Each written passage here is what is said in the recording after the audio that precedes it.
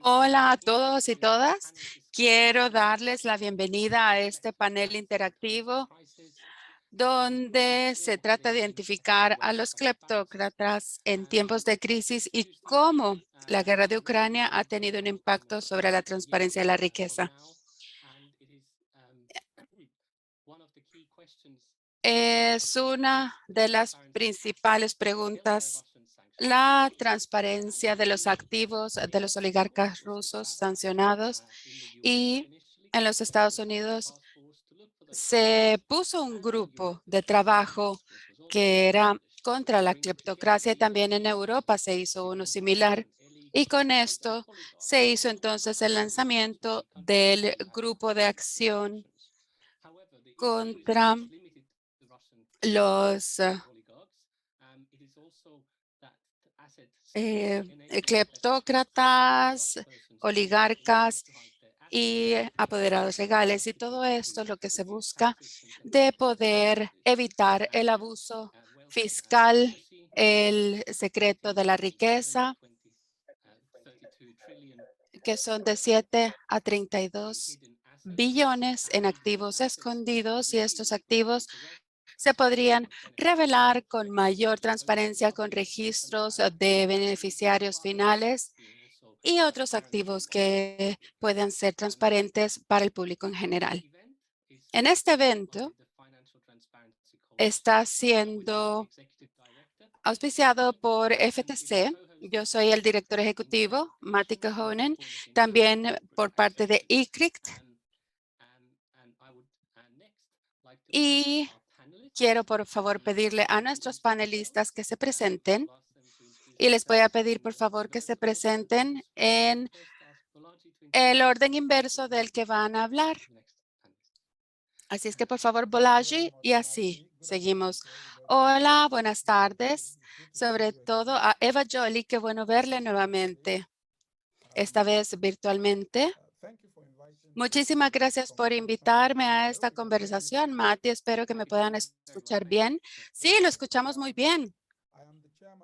Soy el presidente del ICPC en Nigeria y antes de esto era el viceasesor del presidente contra la corrupción, viendo estrategias para poder tratar el tema, y un miembro también del grupo de trabajo que puso la redacción de la recuperación de activos africana común.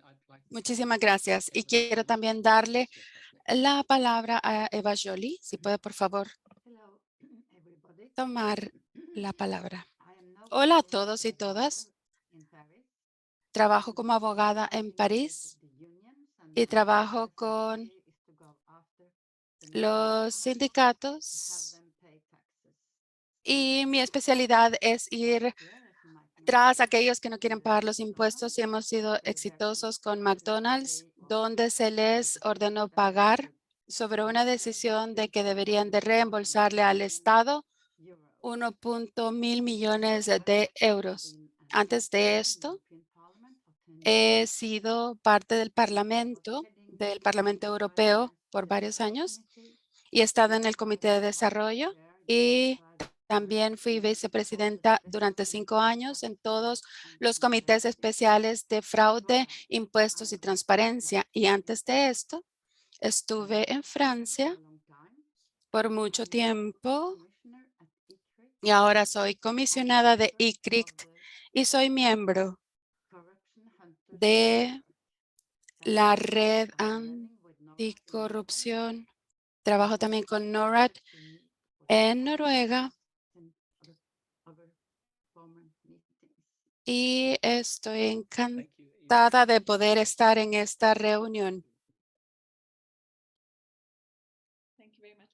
Muchísimas gracias. Buenas tardes a todos y todas. Soy Atiya Warris. Soy profesora de políticas fiscales en la Universidad de Nairobi y también soy experta independiente en temas de deuda extranjera y otras obligaciones financieras en Naciones Unidas. Gracias por invitarme.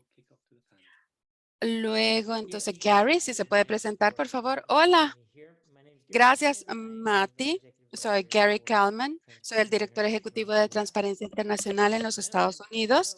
Y como ustedes quizás ya saben, Transparency International es la coalición global más grande contra la corrupción. En los Estados Unidos nos enfocamos en que la ley de los Estados Unidos ojalá sea una fuerza positiva en la lucha contra la corrupción interna y globalmente. Bueno, comenzando con el evento, quisiera preguntarle a Gary, ¿qué cree usted que se ha podido lograr desde la creación del grupo de trabajo REPO desde el año pasado para poder imponer sanciones sobre los oligarcas rusos? Gracias, Mati.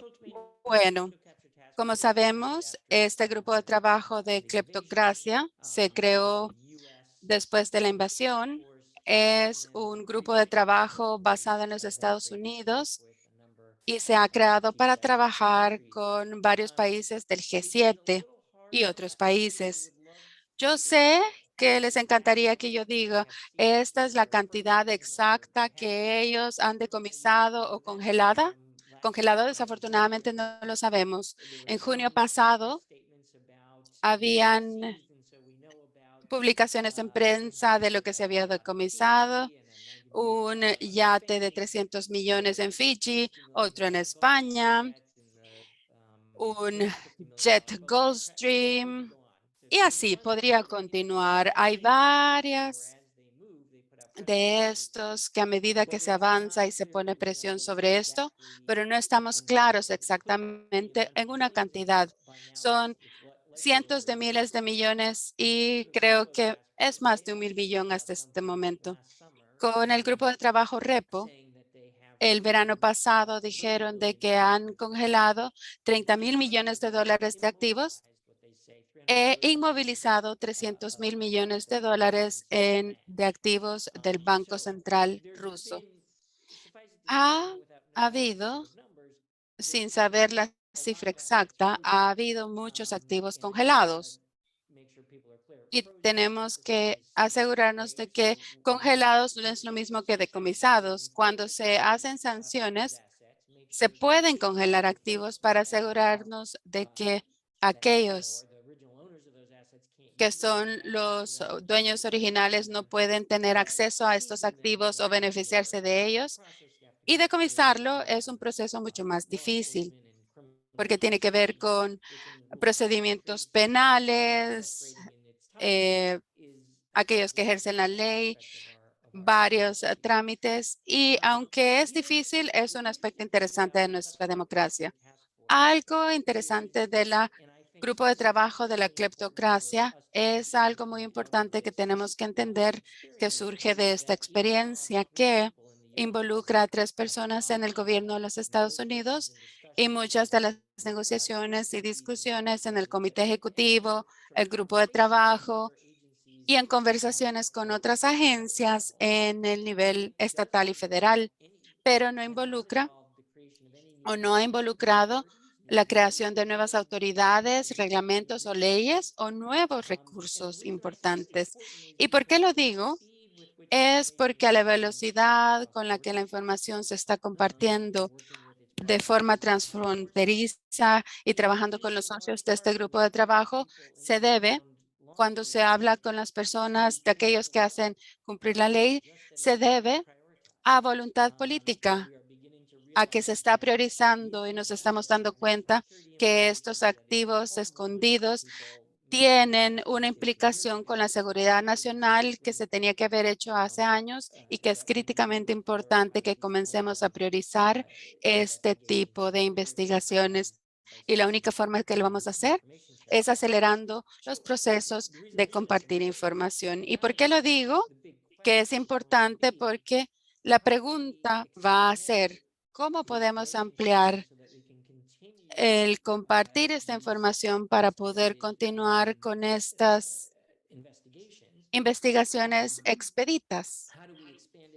¿Cómo lo ampliamos porque yo sé que los ponentes que me siguen van a explicar en mayor detalle, pero esto no solamente tiene que ver con oligarcas rusos, sino también que hay dinero de países en todo el mundo y los países en el grupo de trabajo REPO son los que también se tienen que hacer un análisis interno y tomar responsabilidad, porque no me acuerdo de la cantidad, son de 70 a 80% de activos escondidos están en países y jurisdicciones del grupo de trabajo REPO. Los Estados Unidos, el Reino Unido son responsables y tienen que ver sus propias leyes para poder asegurarse que no estamos ayudando a esconder estos activos. Entonces me quedo con esto, pero quería compartirles esto. Y dándole seguimiento a las leyes estadounidenses, están avanzando los Estados Unidos, me parece, sobre estas leyes. Si ustedes pudieran contarnos cómo han avanzado en esto. Lo emocionante de acá es exactamente esto. Después de años y años y décadas de acción, donde no se han actualizado leyes antilavado de dinero o darle nueva autoridad al Departamento de Justicia del Tesoro, finalmente estamos comenzando a ver avances, progresos. Y hace un par de años, el Congreso aprobó el- la ley de transparencia corporativa, donde se le pide a las organizaciones que den quién es el beneficiario final y así ya no se va a poder seguir creando una empresa anónima en los Estados Unidos que se utiliza para propósitos de esconder activos. Esto no es público, podemos hablar de esto más adelante. Es algo que no logró la ley, pero por lo menos se va a poder compartir entre organizaciones esta información y queremos de que se finalicen los reglamentos para que entre en vigencia esta ley y se espera que sea el otro año. La otra ley que todavía no se ha aprobado, pero en la que hemos avanzado mucho y que va a continuar en esta década es la ley para los facilitadores. Y aunque los Estados Unidos les pide una debida diligencia a los bancos y las aseguradoras para saber si es que no se está lavando dinero, los abogados, las agencias, los corredores de bienes raíces no están involucrados, no están incluidos y queremos que entonces el Tesoro pueda poder incluir a aquellos que no están incluidos en la ley actual. Lo último que quiero decir es que hay dos sectores en la economía de los Estados Unidos que están cubiertos por la ley actual, pero que el gobierno nunca ha avanzado en crear los reglamentos o las normas para estos sectores. Y lo que sucedió es que después del 11 de septiembre hay una ley de antilavado de dinero que incluía a corredores inmobiliarios y asesores financieros. Y después de que se aprobó el sector de banca privada y los inmobiliarios recibieron unas exenciones temporales y ya llegamos a 21 años de estas exenciones temporales y es absurdo. Entonces tenemos que ver cómo poder comenzar a tener normas para el sector inmobiliario y de banca privada para poder incluirlos. Y déjenme decir algo más antes de terminar. Estos son sectores grandes en los Estados Unidos, pero el sector inmobiliario en los Estados Unidos son 60 billones de dólares. El de banca privada son 11 billones. Si el sector de banca privada fuera un solo país, sería la tercera economía más grande del mundo. Así es que hay mucho espacio para esconder dinero sucio y no tienen responsabilidad con los clientes. Entonces, estamos ya sobrados de tiempo en incluirlos y el Departamento del Tesoro debería de incluirlos para que estén dentro de la norma. Gracias, Gary. Muy interesante escuchar los desafíos y los avances que se han logrado. Ahora le doy la palabra a Tia, que diría de cuáles son las preocupaciones o los temas que tienen que ver con derechos humanos. Gracias, Mati. Quiero decir que también creo que todo el mercado de bienes de lujo y los facilitadores, ya sea el arte o artículos de diseñador. Tiene que ver de cómo se utiliza el dinero y facilita el esconder activos. Desde mi perspectiva, el Consejo de Derechos Humanos me pidió los lineamientos para la repatriación de activos estatales. Hace 2 años completé este informe y se va a presentar ante el Consejo de Derechos Humanos en marzo. El informe ya está en línea. Y la razón de por qué les cuento esto, cuando llegamos a ver la repatriación de los activos, hay una conversación alrededor de la repatriación ética y las razones de por qué hacer esta repatriación. Y entonces voy a tomarme un paso adelante. Tenemos que ver el marco ético donde los activos estatales no solamente deben mantenerse fuera, sino que es éticamente responsable devolverlos.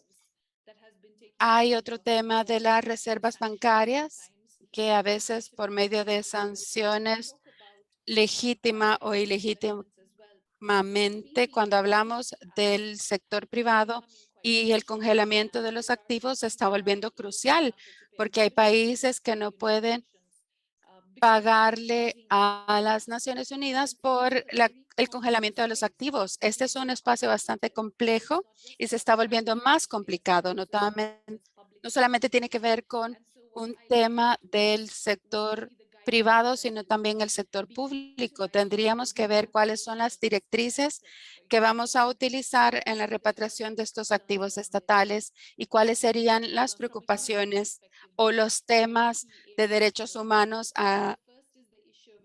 que van junto con esto. Tenemos que tener cooperación entre los sistemas. Si hay cooperación transfronteriza, habrá una cooperación internacional igual entre los sistemas. El problema que estamos viendo con la situación actual es que se está utilizando selectivamente como ejercicio de poder y vamos así perder la oportunidad y la habilidad de asegurarnos de que podemos avanzar para ir a un nivel igualitario. Esto tiene que ver con la cooperación. El otro tiene que ver con equidad y no discriminación. Y no es solamente no discriminación entre los estados, sino dentro de los estados. Cuando hablamos de los agentes inmobiliarios, tenemos que hablar también de otros agentes que manejan mucho efectivo. Tenemos un nuevo espacio que es la moneda digital y cómo vamos a monitorear la compra y venta de monedas digitales, activos que se han robado, dónde se mantienen. Y el tercer tema que a mí me parece que es crítico dentro del ámbito de derechos humanos es la conversación que se tiene que hacer donde las decisiones no se toman unilateralmente. Yo sé que las sanciones que se han impuesto son unilaterales y están dañando a los países en este momento.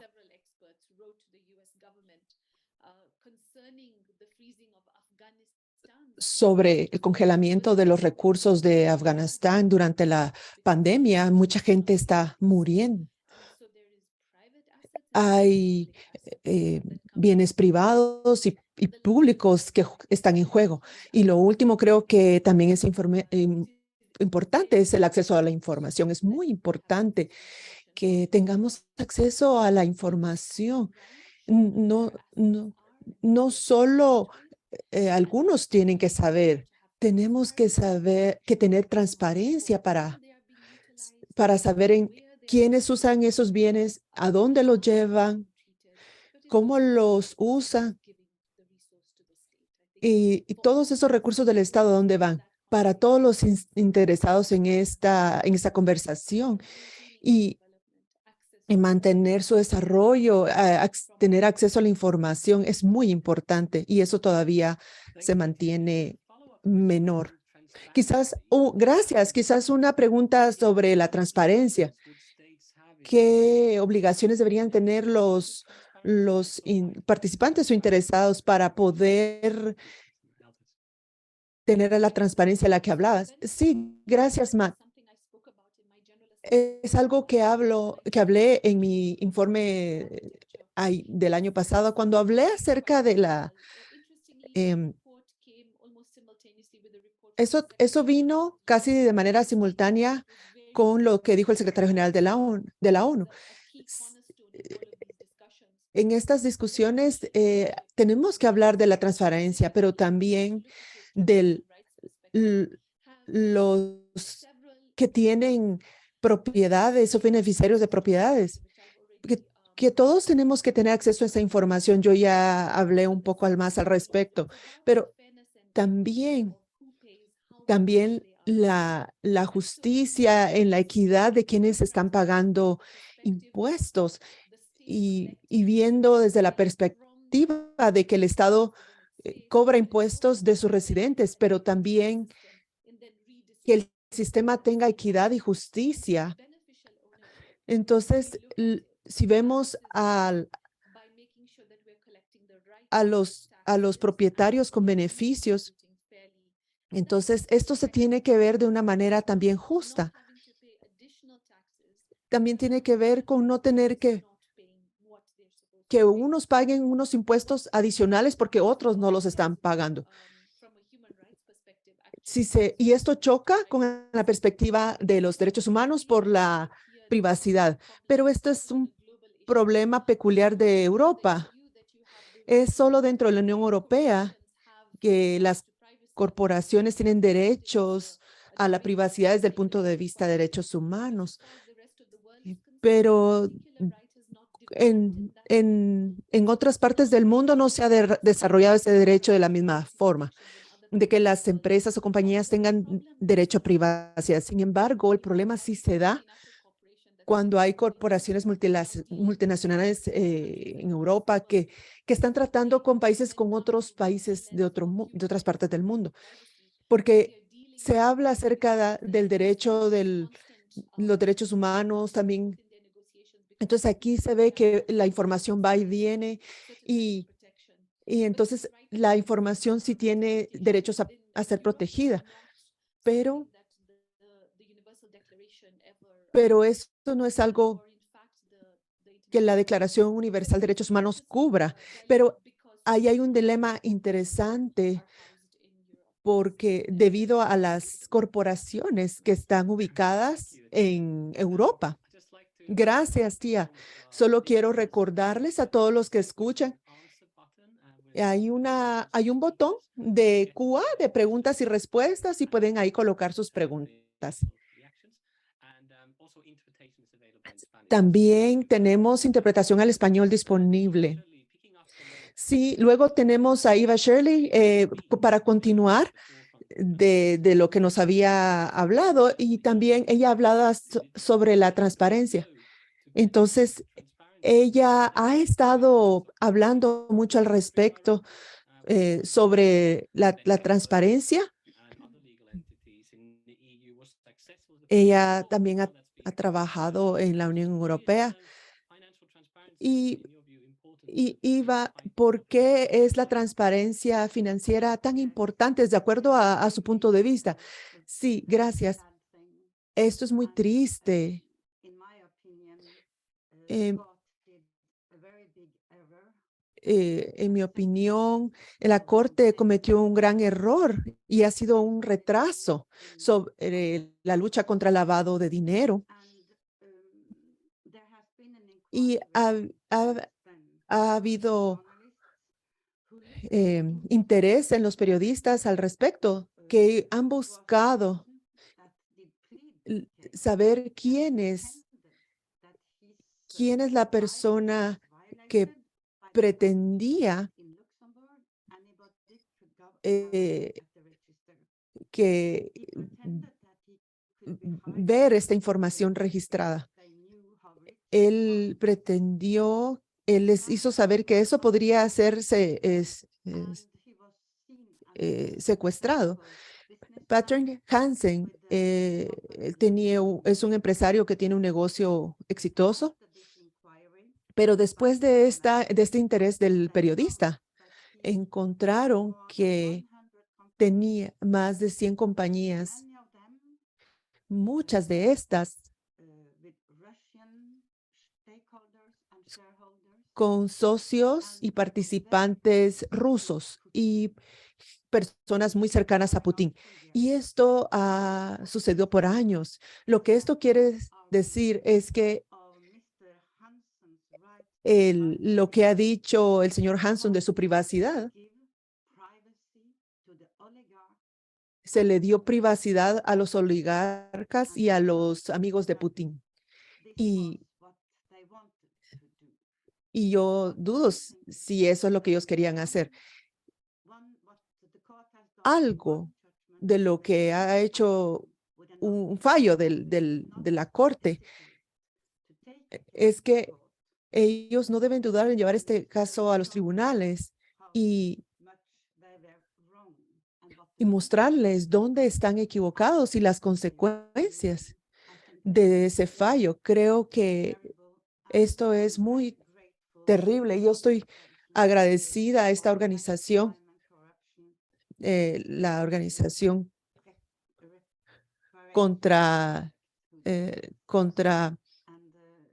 el lavado de dinero, es la organización, este proyecto de organización contra el lavado de dinero. Esta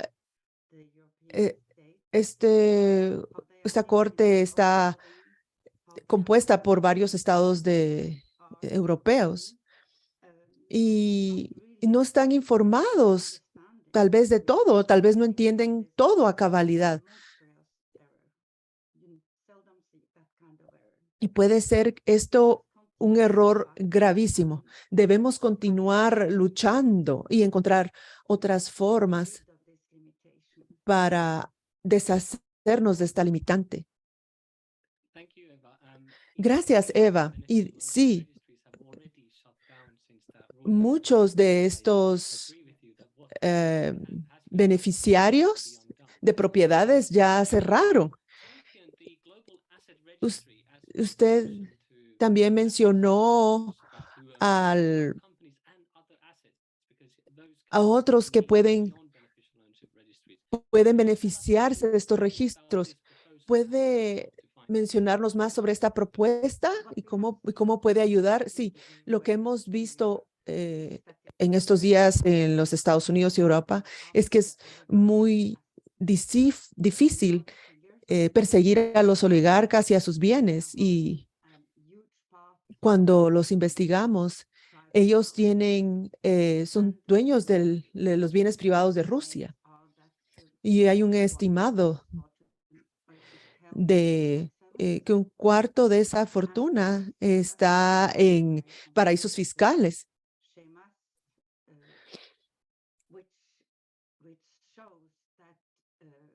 Es muy complicado y nos muestra que confiscar estos bienes es casi imposible. Usted nos dio algunas cifras y en enero de este año, muchos billones de euros. Pero esto es porque el Banco Central de Rusia están ahí. No es en realidad de los oligarcas, pero es importante resaltar que que se ha mencionado que Grecia y Malta no han hecho nada. Sí, va más allá de $100,000 sesionadas. Muchos países han sesionado mucho más. 2 países, como sabemos que Malta es uno de los países favoritos como paraíso fiscal de los rusos. Esto es un desorden.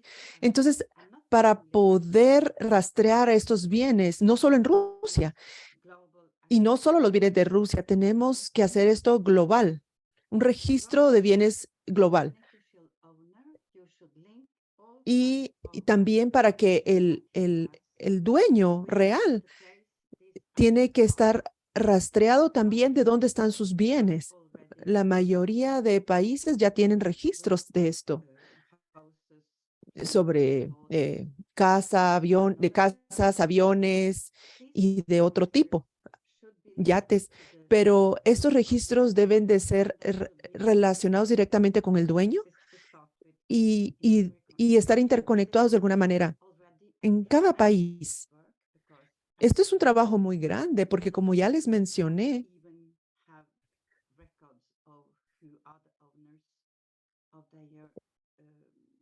porque en Noruega, por ejemplo, no tienen registros de quiénes son los propietarios reales de algunos bienes. Por ejemplo, una vez los miembros de, de un estado que estuviera en estos registros deberían de registrar su propiedad y, y tener un registro global de Europa. De esta manera no se podría vender su automóvil o su yate. Y si es Philip Patrick, no importa si lo, s- pero si no está registrado de una manera global, no sirve de mucho. Entonces, creo que esta sería una gran idea, como lo veo aquí, de que así se pueden incautar las propiedades de los oligarcas rusos, como lo vemos al día de hoy.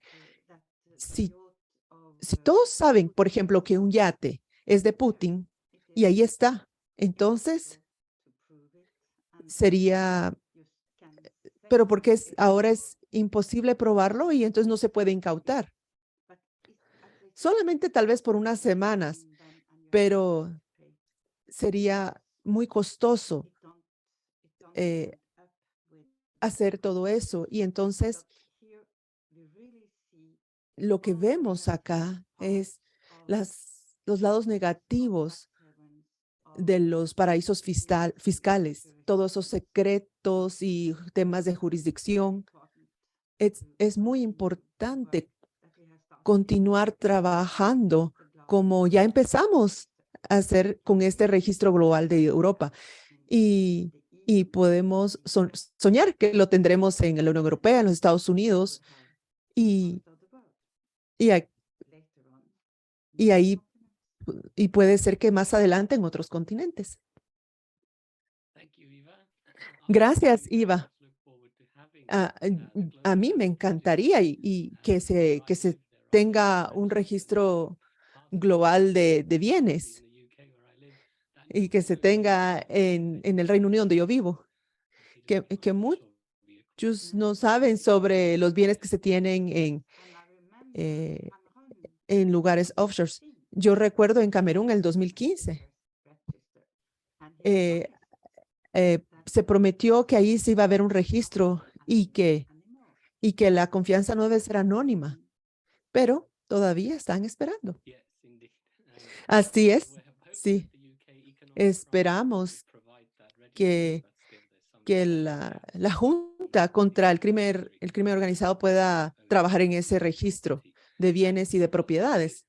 Me encantaría ahora hablar con el profesor Pulaye y preguntarle sobre la experiencia de Nigeria, que estado al frente sobre la lucha contra prácticas corruptas y cuál es su experiencia al investigar corrupción en Nigeria y también para recibir información de las jurisdicciones públicas. Muchas gracias.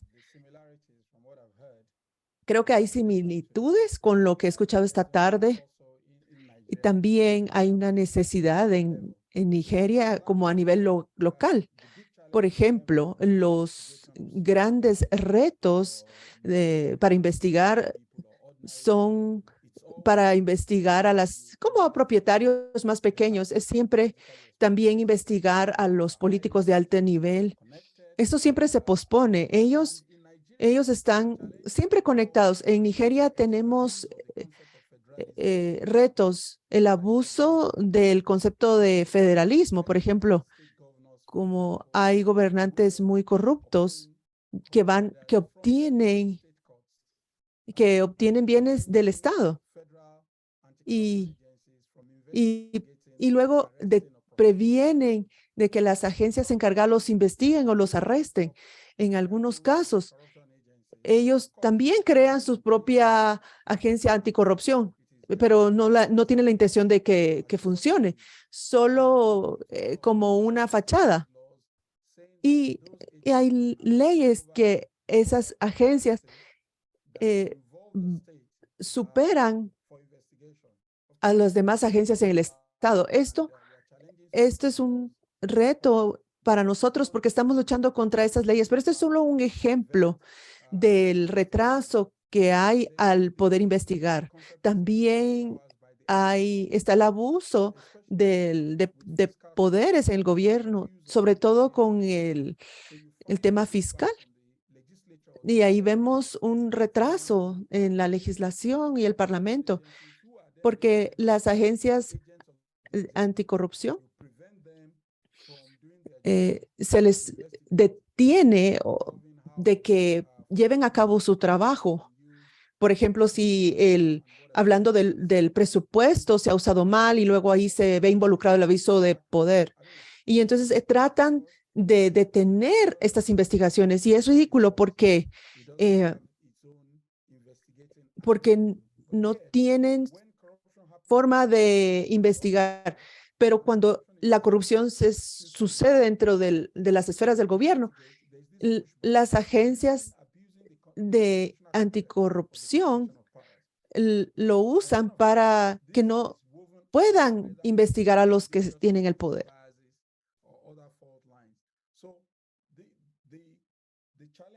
El reto es real, está allí. A nivel internacional, sobre todo con compartir información. Esto ha sido un tema bastante delicado, sobre todo con el régimen de cómo se recoge y comparte la información. A veces, a veces hay países que no responden a las solicitudes de información. Entonces, por ejemplo, si Nigeria quiere información de Francia, ¿cómo se debe de pedir esa información? ¿Qué persona de contacto se tiene? Hay ocasiones donde solamente rehúsan compartir la información. Sí, porque vamos a las reuniones internacionales y siempre decimos que sí, vamos a compartir información, pero a la hora de la hora, a nivel pequeño, hay muchos obstáculos. Y algo que quiero hacer yo es que haya una plataformas de compartir información. Si hay una información y que se puede compartir información de manera confidencial. Y esto va, como hace poco la Corte Internacional selló y dijo que no se pueden sacar que no se puede sacar nada de ahí. Como sabemos, el capital robado se mueve muy rápido, cambian la apariencia y se va moviendo de un lado a otro. Entonces necesitamos enfatizar la importancia de compartir información y eh, hay también está el problema del norte global cuando no comparte información con los países del sur. Y hay bienes del sur global que los trasladan a paraísos fiscales.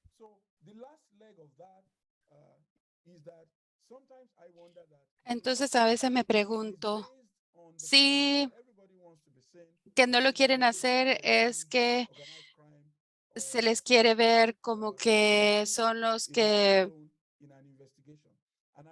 no se les quiere que se les encuentre en una investigación. Y alrededor de todo esto, de acuerdo a los principios, está la habilidad para poder poner aquellos honorarios sobre estos. Entonces, 1.000 millones llegan a Nigeria y cuando estamos tratando de ver cuándo se devuelve, no sabemos cuántos años van a pasar y quizás vamos a obtener más millones o un poco más de 6 porque la ley aún no se está transformando. A veces pienso que detrás de toda esta frustración, el no querer compartir información, que no progrese los países, es porque alguien quizás no quieren compartirse también el dinero. Pero esta es la realidad. Muchísimas gracias. Gracias, Pelagie. De hecho, los honorarios legales, cuando vemos los casos o el caso actual en Kenia, son bastante grandes comparado con el potencial de la devolución de los bienes. Hay una pregunta donde ustedes tienen ahora el desarrollo de los esfuerzos de recuperación de bienes común africano, cómo lo han hecho y cómo estos esfuerzos se han ampliado, sobre todo en aquellos países que tienen flujos financieros ilícitos que no quieren perseguir.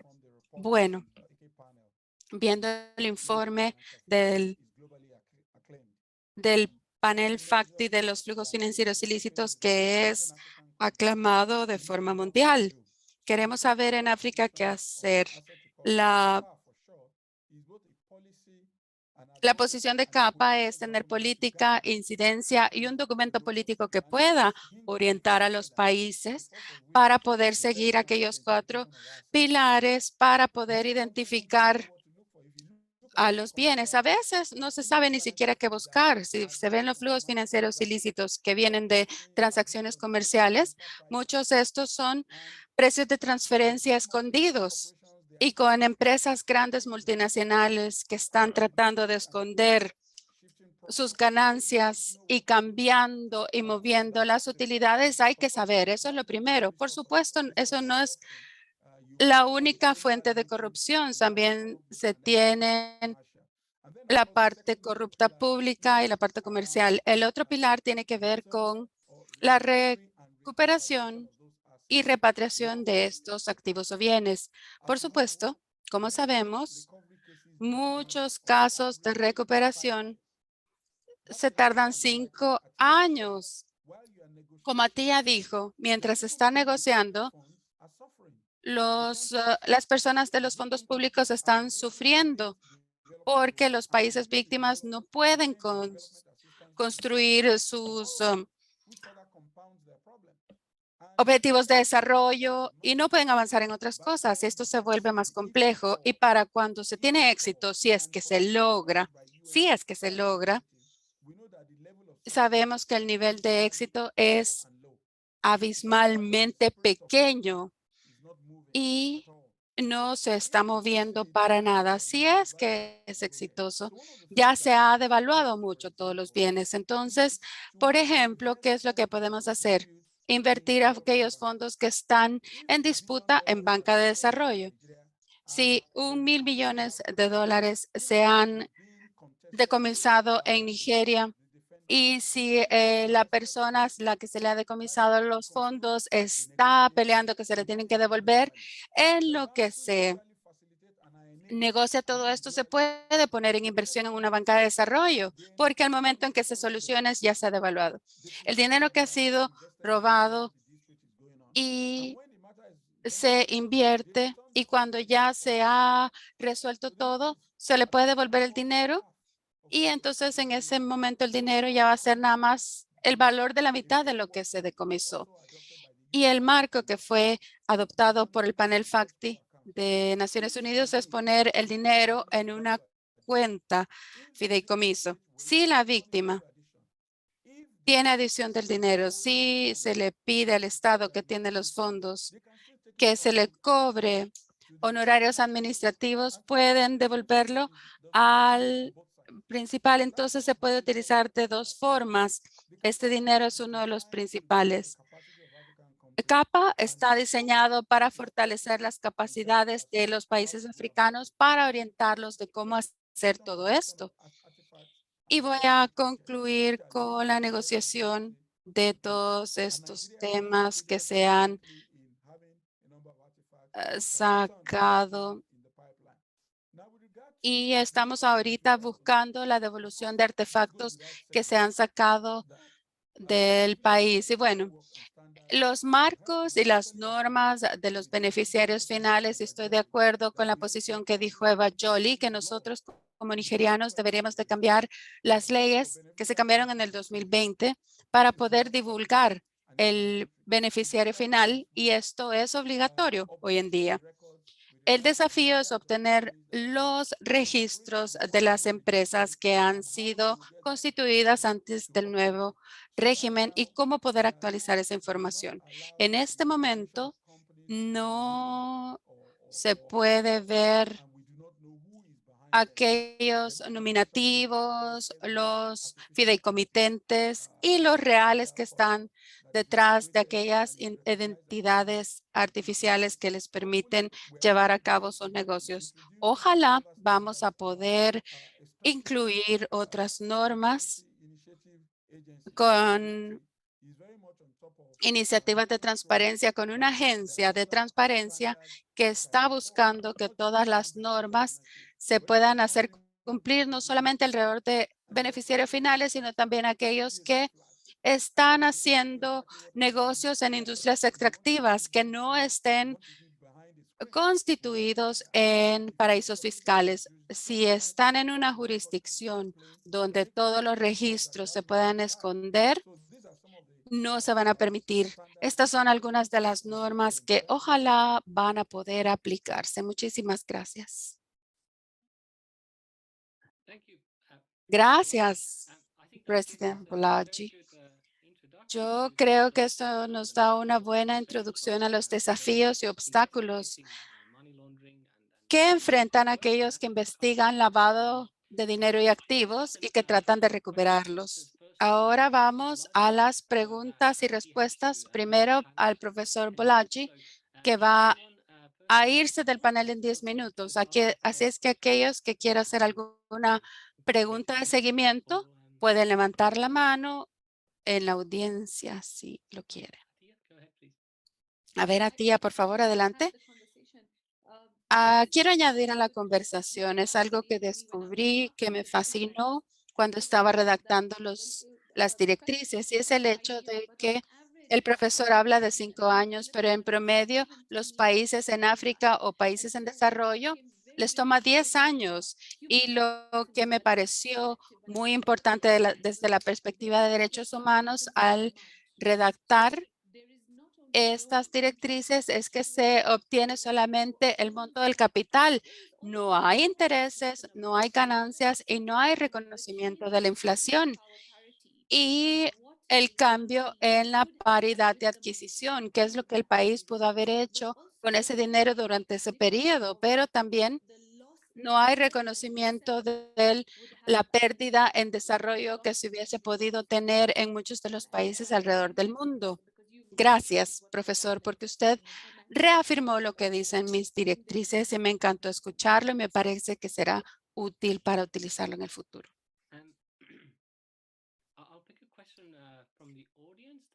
Voy a escuchar otra pregunta de la audiencia y es para todos los panelistas. ¿Los bienes o los activos después de la guerra en Somalia, Yugoslavia, Afganistán y otros, o los activos de Arabia Saudita y las guerras ilegales en Yemen? Y esta es una pregunta de estándares dobles en cuanto a las sanciones unilaterales que a veces se imponen. A ver, déjeme decir algo acerca de esto. Una de las cosas que nos intrigan a todos los del sur global que estamos observando es ver que cuando hay voluntad, hay forma de hacer las cosas. Con la guerra de Ucrania hemos visto que la velocidad con la que el norte global se organizó para congelar los activos significa que cuando hay voluntad podemos trabajar juntos para combatir la corrupción. Pero si la solicitud viene que este elemento de doble moral todo el tiempo nos da un mensaje no tan claro acerca del compromiso de temas y preocupaciones mundiales. Por lo menos sabemos que ya esto es posible, pero en el pasado, cuando usted hace una solicitud, enfrenta temas de derechos privados, por ejemplo, de por qué no se puede hacer o por qué no se puede acelerar, por qué se tienen conversaciones diplomáticas para ver si es que va a avanzar con esto o no. Y cuando se tiene una situación que amenaza al mundo entero, aunque es solamente dentro de Europa, pero es global, la respuesta ha sido buenísima. Me parece que es un ejemplo de cuando hay voluntad, las cosas funcionan. Muy bien. Hay una segunda pregunta en el Q&A. ¿Se tiene un espacio técnico y político donde se pueda tener mejores prácticas para la recuperación de activos y hacerlo como un bloque más que solamente un grupo de países que involucren a Europa y los Estados Unidos? Sí, claro, hay oportunidades. La conferencia de Estados parte a finales del año pasado, Nigeria apoyó al grupo de los 77, los países africanos, presentó una resolución para tener el régimen fiscal de cooperación dentro del marco internacional de las Naciones Unidas. Yo sé que falta mucho por recorrer, pero es un éxito. En la conferencia de Naciones Unidas de los Estados partes en Egipto, la resolución por primera vez se adoptó sobre la transparencia de los beneficiarios finales. Los países africanos tienen esta oportunidad para poder tomar los temas ante el espacio mundial con el apoyo de otros países para poder tener algunos de estos temas discutidos y poder abrir el camino para la cooperación.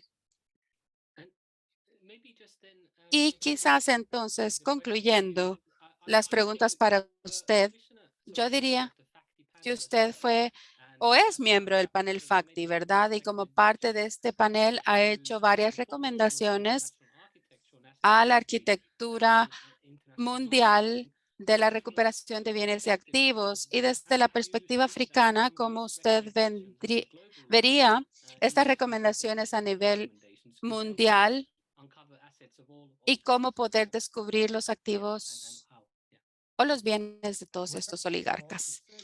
Primero, para decir que el panel FACTI, esto es de parte de la Asamblea General de las Naciones Unidas, es una iniciativa a partir de esto. En ese aspecto, es mundial con representante de todas las partes mundiales. Pero pues, estas recomendaciones deberían ser útiles y aplicables. Esto ha sido gratificante. Y lo segundo es que demuestra también la validez y la importancia de las recomendaciones del informe del FACTI Panel. Es, por así decirlo, recomendaciones vivas en poder darle seguimiento a los flujos financieros ilícitos, poder detenerlos y poder recuperarlos. Estos son problemas contemporáneos y el informe ya tiene 10 años más o menos, entonces encontramos que se mantiene muy relevante en sus recomendaciones cuando hablamos de flujos financieros ilícitos, lavado de dinero y activos, y esto se cubre ampliamente en este informe de cómo aplicarlo. Si no sabe identificarlos, no va a poder detenerlos porque puede pasar frente a usted y no va a reconocer que es un flujo financiero ilícito. Y África en este momento está transfiriendo muchos de nuestros activos al norte global. Gracias, profesor. Y entiendo que Ya terminamos con usted porque tiene que retirarse, pero muchísimas gracias por haber participado. Muchísimas gracias y adiós a todas y todos. Muchísimas gracias por haber participado. Que tenga un buen día. Y ahora quiero recordarles a la audiencia que estamos en la sección de preguntas y respuestas. Hay un botón para esto. Utilicen esa herramienta si quieren hacer una pregunta. Hay una pregunta acá para Gary y es una pregunta acerca de la distinción de bienes y activos y por qué los activos de la Federación Rusa están en esta discusión, si han sido o no realizadas por la Federación Rusa durante este tiempo, ¿no? Y si están vinculados con los oligarcas. Muy bien. Déjeme comenzar diciendo que no soy experta en sanciones, pero el uso de sanciones es que usted está congelando activos, como le dije antes, porque se cree que hay suficiente evidencia que los activos están conectados con actividades ilícitas o que apoyan actividades ilícitas. Hay muchas preguntas acerca de a quién sancionamos, por qué o a quiénes nos sancionamos. Me parece que se ha sancionado al señor Abramovich de parte de Europa y nosotros no. No sé por qué requisitos. Quiero aclarar que esto es diferente al decomiso de activos, porque esto requiere un tribunal en pleno y aquellos que tienen los activos tienen la oportunidad de ir ante los tribunales y decir esto no es parte de la invasión rusa o no debería ser confiscado y pueden tener la oportunidad de presentar esto ante un tribunal. Me parece que esta sería la distinción acá, donde el Estado de Derecho los protegería. Does anyone else want to jump in on the state assets versus oligarch assets? No, I mean, states have different protection under international law than, I guess, individuals. I guess that's the distinction. Then there's another question that's just come in on where are potentially the Russian oligarch assets escaping, in quotation marks, Singapore, Hong Kong, Dubai, City of London. Is there indication of asset movements? Would anyone like to pick that one up in countries that are possibly not applying sanctions? Yeah. I think part of the problem that we have, and this is, we've gotten a lot of questions from reporters, and I'm sure all the Lo que hemos panelists. escuchado de los reporteros, los periodistas, con respecto a su pregunta acerca de a dónde llevan los bienes los oligarcas rusos, dónde será posible que lo hagan. Entonces, digamos los que tienen casas lujosas, etcétera, etcétera. Algunas preguntas que uno recibe, por ejemplo, recibí una de la Hedge Fund Magazine y es específicamente sobre los fondos hedge y hay un poco de inversión pública que esos oligarcas han hecho y también ha habido sanciones con respecto de algo de lo que ellos. Y sí, el señor Putin hizo algo al respecto, pero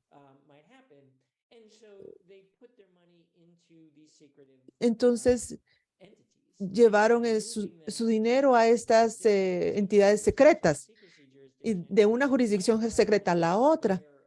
Entonces, allí tienen otra capa de privacidad y es difícil cuantificar o saber exactamente a dónde llevan esos bienes. Algo más que quisiera decir es algo que se mencionó antes sobre el tema de la repatriación, que el profesor mencionó al respecto, que en los Estados Unidos.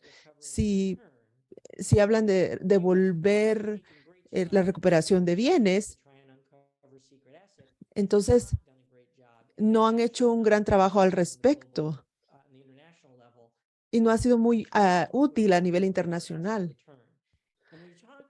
Y cuando hemos hablado con ellos, hablan de las dificultades que tiene a nivel estructural sobre compartir información y mover casos. En muchos casos lo que sucede es que es el proceso. Las solicitudes que les piden, los formularios que deben de llenar, no no va de la mano con las leyes de los Estados Unidos. Entonces, para mí parece como un proceso sencillo, una capacitación. Por ejemplo,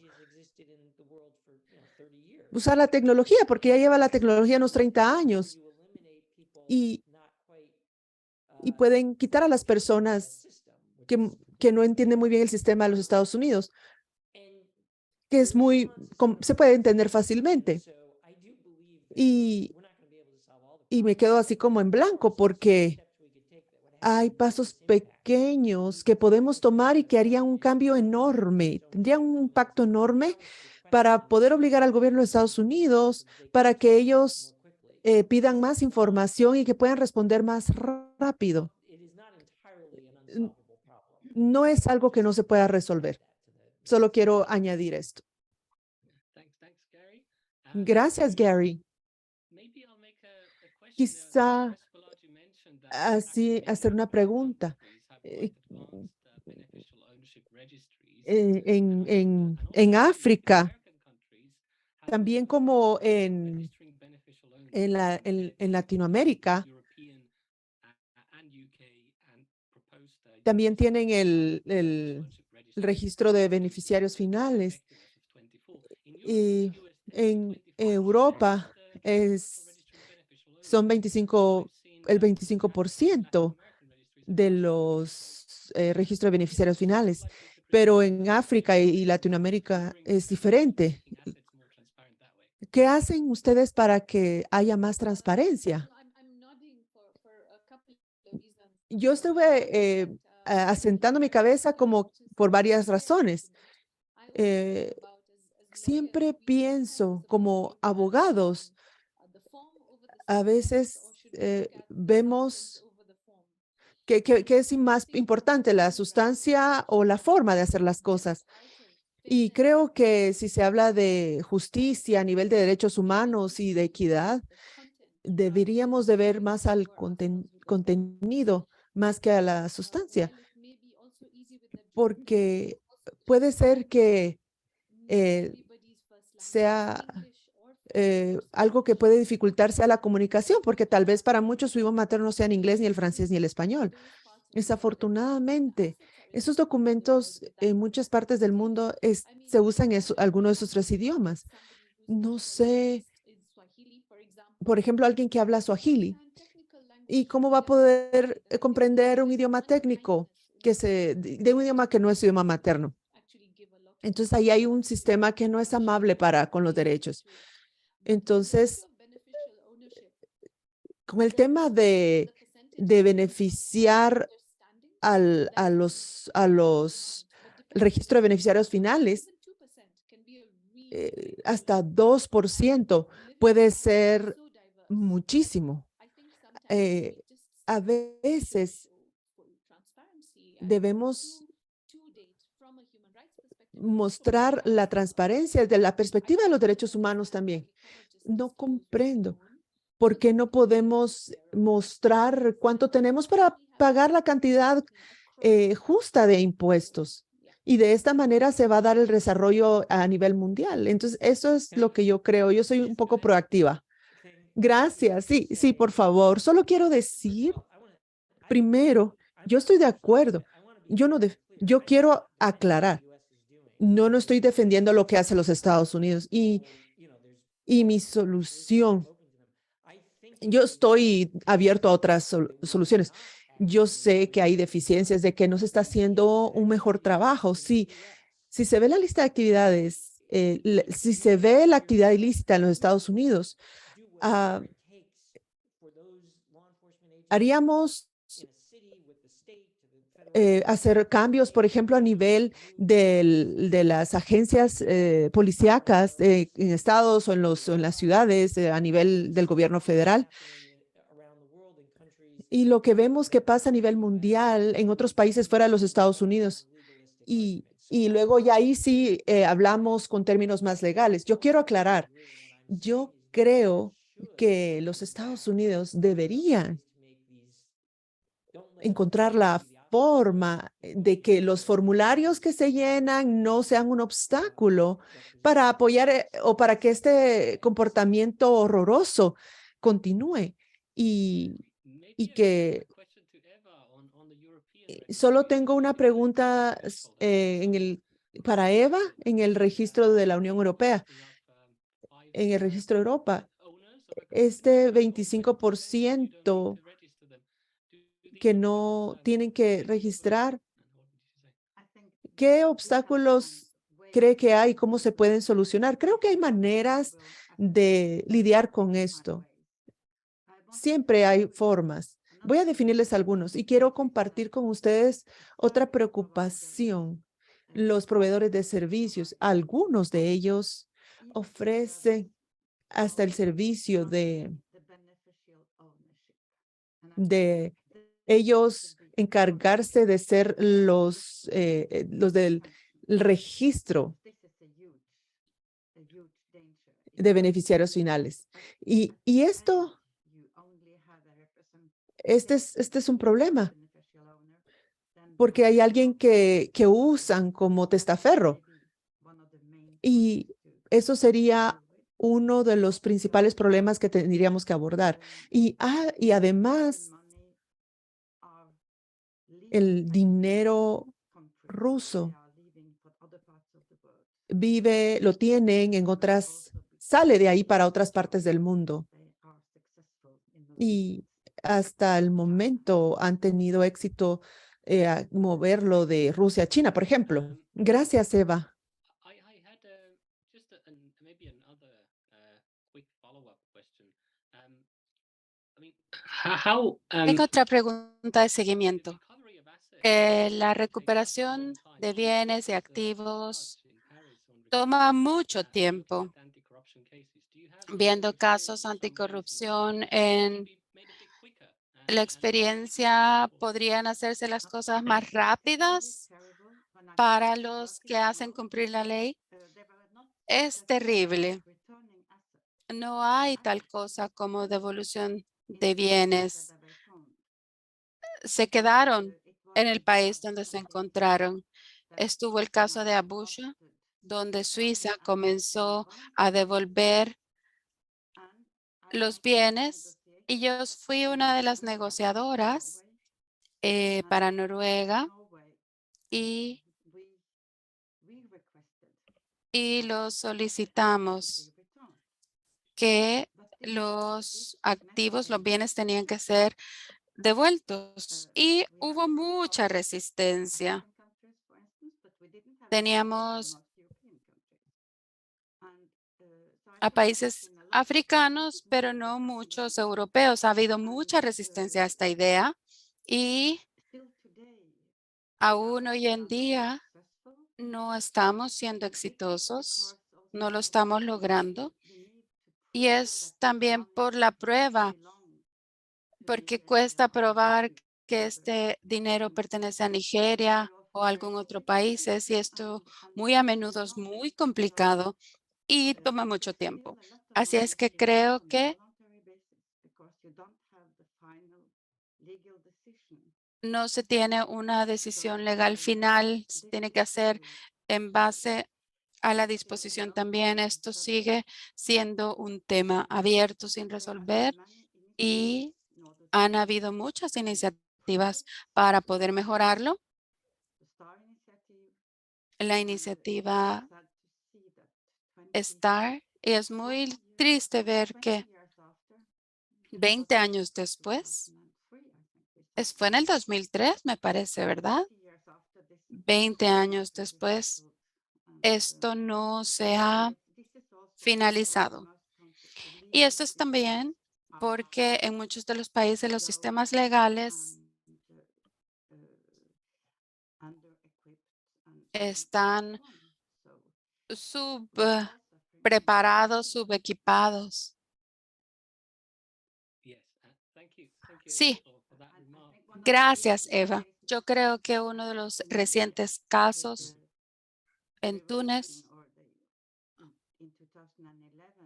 con la revolución del 2011,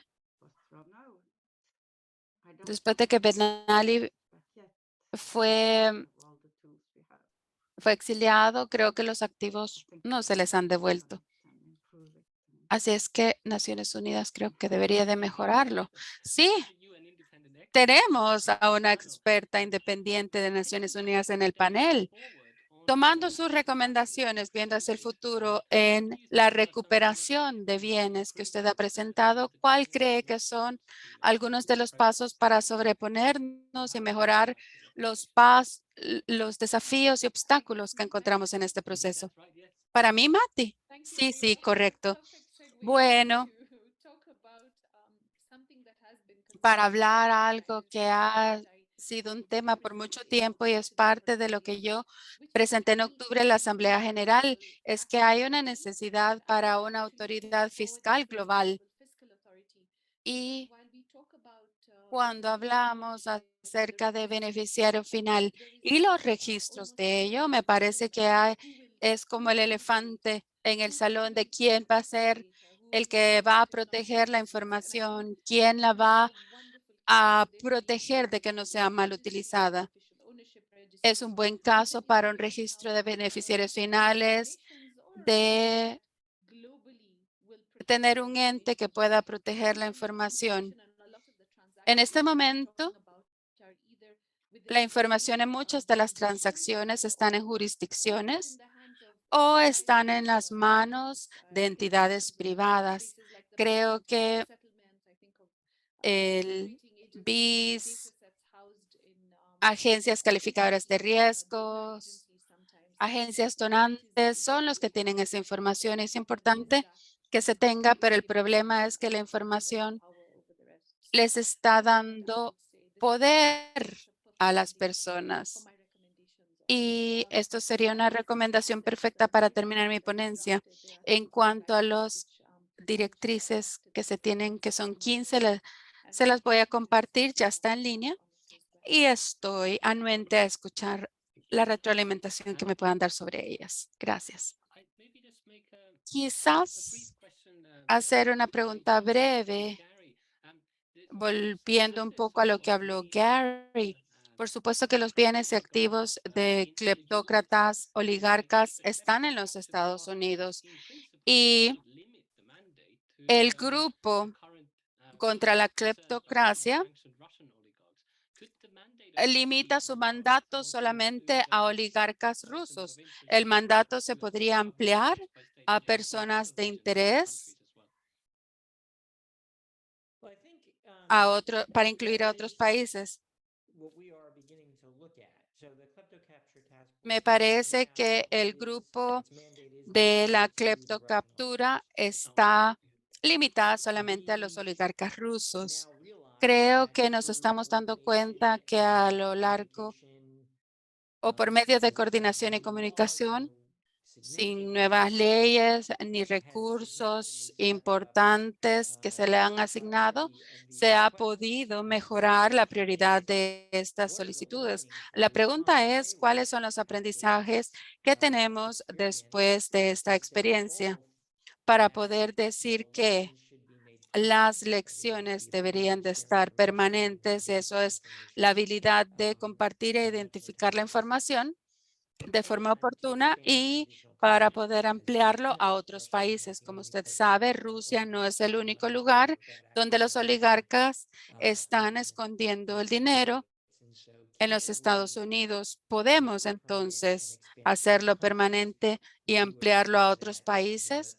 Yo argumentaría que la evidencia diría que sí y que estamos en el proceso de Transparencia Internacional. En este momento está redactando un informe acerca de el grupo de acción REPO, que no solamente tiene Rusia, sino otros países, y cuáles son las oportunidades de poder compartir información permanentemente. Y espero que podamos tener la disposición de hablar más de lo que encontremos durante el verano, después de todas las entrevistas, no solamente tener este puñado de información presentada, sino que se tiene que hacer un análisis. Y la pregunta sería entonces, ¿podríamos ser transformativos en cómo procedemos con los siguientes casos que surjan? Hay una pregunta de la audiencia. He escuchado que se han podido recuperar 10,000 millones de dólares, entonces la recuperación de bienes y activos podría ser autónoma, por así decirlo, poder financiarse a sí misma con los fondos que se encuentran o decomisan. Y al hacer esto, perdón, ¿o se ha hecho esto? Quizás es una pregunta para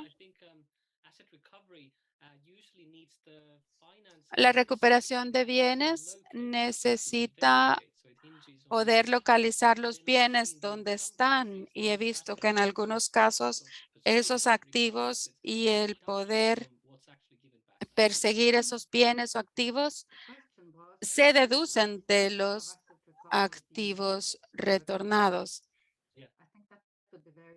Los fondos asignados para la recuperación de activos se ocupan de los activos recuperados. Me parece que es un poco peligroso porque después puede ser que no haya suficiente dinero para hacer o activos o bienes para ser devueltos. La recuperación más exitosa, me parece, es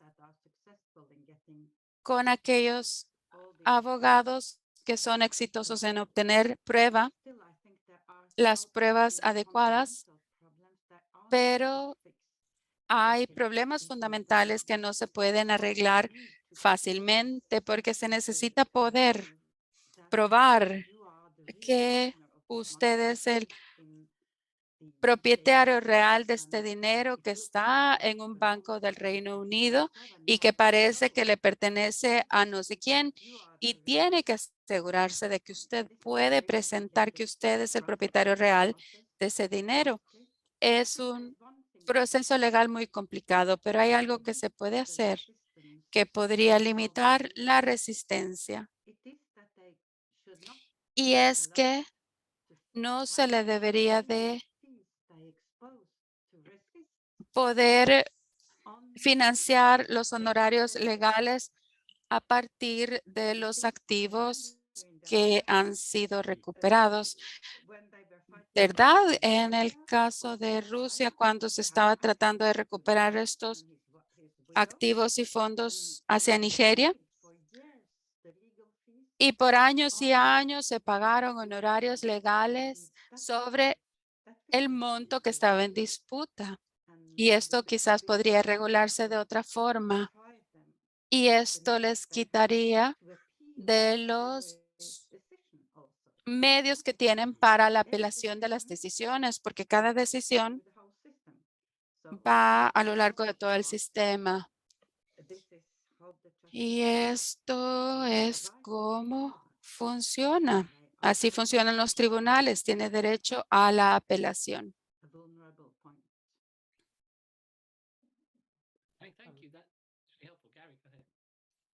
Gary, por favor. Completamente de acuerdo, especialmente cuando veo a los Estados Unidos. No hay justificación para decir que los activos robados tengan que ser tomados por los fiscales y la policía. Se tienen impuestos para pagarles a ellos. Utilizar el dinero de poblaciones vulnerables no debería ser utilizado para el pago de organizaciones estadounidenses. Sin embargo, diciendo esto, hay leyes que les permiten pago a aquellos que han hecho la denuncia, y estos han ayudado a identificar y encontrar activos que de otra forma no hubiéramos descubierto. Yo argumentaría que fondos para los denunciantes y los programas han sido eficaces en poder descubrir estos temas. La protección de denunciantes es un área que podría ayudar a encontrar activos y bienes robados. Y mucho tiene que ver la comunicación entre países. Francia tiene buena legislación acerca de esto. ¿Qué me diría, Eva, de cómo funciona? Se tenía la ley del 2016, que fue un avance muy bueno, pero desde entonces la Unión Europea ha presentado en el 2018 una directriz sobre la protección que es fuertísima y esto se ha implementado o debería estar en todos los Estados miembros. Esto significa que no se puede tener repercusiones o despedir al denunciante. El denunciante tiene el derecho de ir directamente ante las autoridades, a la policía. No tiene que ir esta persona en la denuncia ante el superior,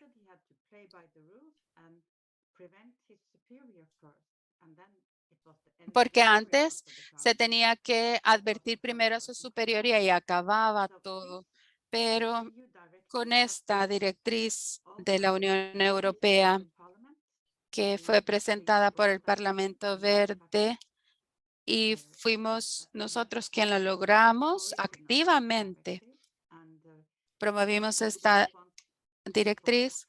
La comisión al principio no la quería, pero esta no es una realidad. Es que la Unión Europea tenemos una lista de protección para los denunciantes. Pueden ir a la policía o ante los medios y aún tener la protección. La debilidad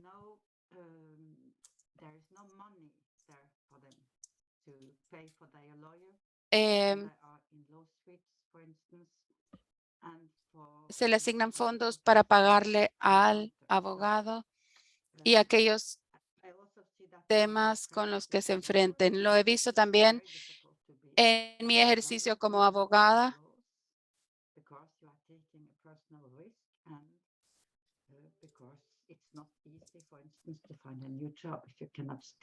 No es fácil también para los denunciantes encontrar un nuevo trabajo si tienen que dejar ese trabajo y es el caso muchas de las veces, pero hay buenas leyes. Se pueden mejorar, por supuesto, pero deberíamos de tener una institución con la posibilidad de tomar los honorarios legales y darle seguimiento a todos estos casos no debería ser un impedimento el pago de los honorarios legales. Y bueno, vamos a las palabras de cierre. Ha sido un panel excelente para discutir los cambios que hemos visto desde el inicio de la guerra de Ucrania y los motivos de buscar sanciones sobre los bienes y los activos de los oligarcas rusos y aquellas personas que han violado la ley en cualquier parte del mundo. Y no sé si hay algunas palabras de cierre que quieren hacer. Lo que quiero reiterar es que muchas de las conversaciones alrededor de este tema no han tomado el tema de derechos humanos y creo que utilizando el lente de derechos humanos será útil para ver hacia el futuro, no solamente en el caso particular que tenemos con la voluntad política, pero también en el futuro. Permite un plano más equitativo para evitar de que los activos sean removidos en primer lugar. Gracias. Gary, algunas palabras de cierre. Por supuesto, nuevamente, gracias por invitarme a esta discusión tan interesante y ser parte de ella. Lo único que yo quisiera al final Y lo digo al final de este tipo de discusiones, es decir, que las personas han trabajado en estos temas de transparencia por muchos años ya. Y he escuchado de varios lugares que no hemos avanzado como se quería y que todavía hay muchos bienes y activos que se están moviendo alrededor del mundo de forma secreta, etcétera, etcétera. Y quizás es mejor de que busquemos otra estrategia, pero yo diría que esto me parece raro porque todo el trabajo que se ha hecho en este panel y alrededor del mundo, todo lo que se ha hecho para poder promover la transparencia y la coalición de los miembros, al final está dando sus frutos. Al final estamos viendo de que los países globales están tomando la transparencia en serio. Y el tema es la complicidad de los tan llamados países limpios. Es hasta los últimos años donde yo he visto que hay un reconocimiento para poder tener aquellas directrices en los Estados Unidos, en la Unión Europea, de la prevención del lavado de dinero y activos. Y por supuesto, esto no es perfecto, pero creo que las personas en este punto deberían de unirse a la lucha y no alejarse de ella porque hay una oportunidad de poder avanzar en temas que están socavando, como se ha dicho, los derechos humanos y la justicia económica alrededor del mundo. Así es que esa sería mi exhortación a todos aquellos que han participado de esta llamada. Tenemos también a veteranos acá. Eva, ¿qué quisiera decir? Me encanta escuchar que Gary está optimista, porque mi experiencia es que